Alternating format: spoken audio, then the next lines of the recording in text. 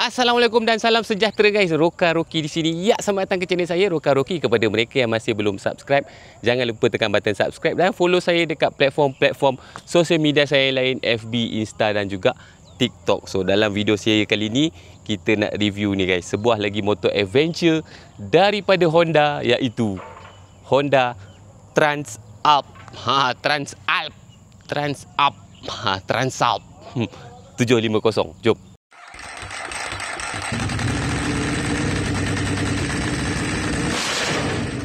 Alright guys, ini dia Honda Transalp 750 atau Transalp 750 daripada Honda.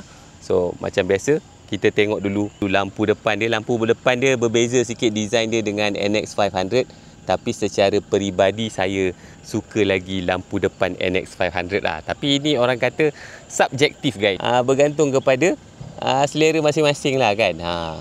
Tapi daripada tepi tetap sama. Kebanyakan Honda Adventure bike sekarang dia dah start buat tegak sikit.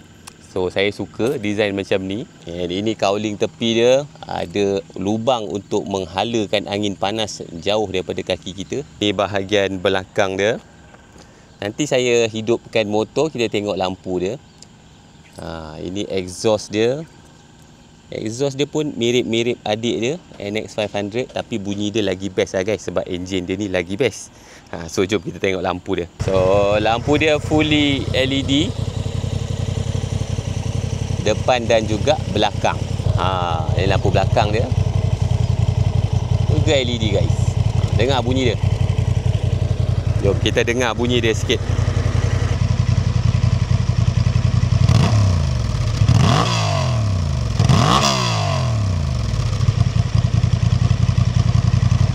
Motosikal ini dikuasakan dengan enjin 2 silinder 750cc 4 lejang sejukan cecair yang mampu menghasilkan kuasa sekitar 90 horsepower dan juga 75 Nm of torque.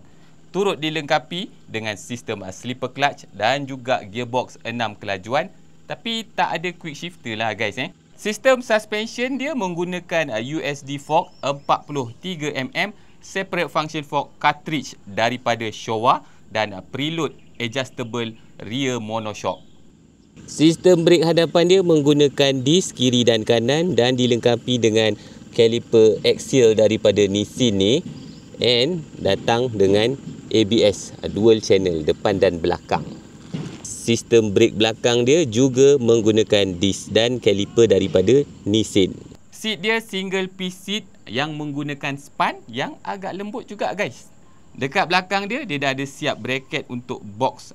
Kalau korang nak letak box lah, dah ada lubang dah siap untuk korang letak bolt dengan nut korang. Ini tangki petrol dia, agak besar juga guys, sekitar 16.9 liter, lebih kurang 17 liter lah. Besar juga. So ini paparan meter dia guys. Ada tulis lagi Transalp. Full colored TFT meter 5 inci. Segala informasi korang boleh tengok dekat meter ni. Korang boleh main dekat sini. Dia ada joystick dia ni kan, kiri, kanan, atas, bawah. Apa-apa benda yang korang nak setting semua korang boleh buat kat sini. Dan dia datang dengan 5 modes guys. Standard, rain, gravel, user. So user ni kita boleh set sendirilah kita nak macam mana kan, and sports. So dekat mode user ni kita boleh adjust power level, engine braking level, traction control level dan juga ABS, sama ada kita nak road punya ABS ataupun off-road punya ABS. Dia datang dengan rim jejari ni. So saiz rim belakang 18 inci, saiz rim depan 21 inci. So standard lah untuk motor adventure, mesti depan lagi besar. And rim ni adalah rim jenis bertiup. So kena pakai tube lah guys. So ini windshield dia, kita tak boleh nak adjust laras ketinggian dia naik dan turun. Tapi pada saya windshield standard ni pun cukup tinggi dah sebenarnya. Tapi kalau boleh, saya rasa kalau dapat lagi 1 inci ke atas ni perfect. So ini adalah motosikal adventure. So tahap ketinggian dia memang tinggi lah guys. Saya pun menjengkit ni. 1/3 lah daripada tapak kaki saya boleh cecah dekat kedua-dua belah. Bila saya berdiri tegak macam ni lah. So ketinggian saya sekitar 168 ke 169 cm macam tu. sebenarnya agak okey. Saya pernah naik motor adventure yang lagi tinggi pada ni, yang kedua-dua kaki saya macam ni je guys.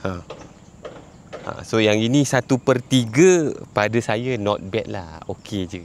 Seperti kebanyakan motor adventure yang ada dekat luar sana, riding position dia memang cukup selesa guys. Badan kita tegak, tangan kita relax dan seat dia pun cukup lebar dan span dia pun agak lembut untuk tunggangan motosikal yang lama dan jauh.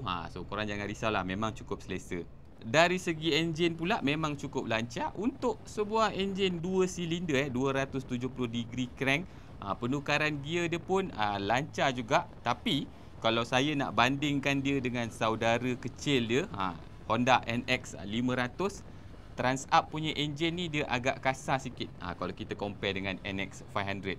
Tapi vibration yang ada dekat handlebar dekat NX 500 tu kan, bila kita bawa laju NX 500 dekat handlebar dia ada vibration sikit. Yang ini Transalp 750 tidak ada vibration dekat handlebar pada kelajuan tinggi lah 170-190.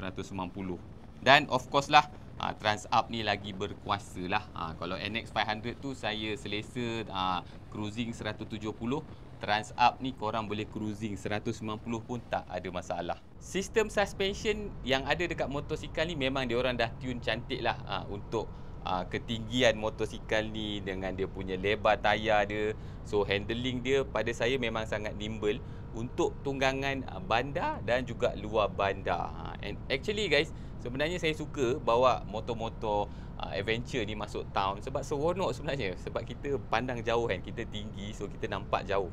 So best lah. And kalau kita cerita pasal off-road pula, saya ni bukanlah seorang off-road rider tapi saya confirm lah handling and riding experience dia untuk kaki-kaki off-road pasti confirm setanding dengan pesaing-pesaing terdekat dengan dia lah. Saya rasa korang pun tahulah. Sebab model Transalp ni sebenarnya untuk Honda lah kan, antara yang paling laris dijual lah selain daripada Africa Twin dan juga NX 500. Alright guys, sampai sini saja video saya kali ini. Diharap korang dapat sedikit sebanyak informasi berkenaan Honda Transalp 750 TL750. So harga jualan untuk Honda Transalp 750 ni bermula daripada RM RM56,800 sahaja. So tak adalah tinggi sangat pada pendapat saya lah untuk motosikal macam ni dan brand macam ni, harga macam tu is quite reasonable jugalah. So apa pendapat korang tentang Honda Transalp 750 ni? Tinggalkan komen korang dekat bawah dan kita jumpa lagi di next video. Bye bye guys.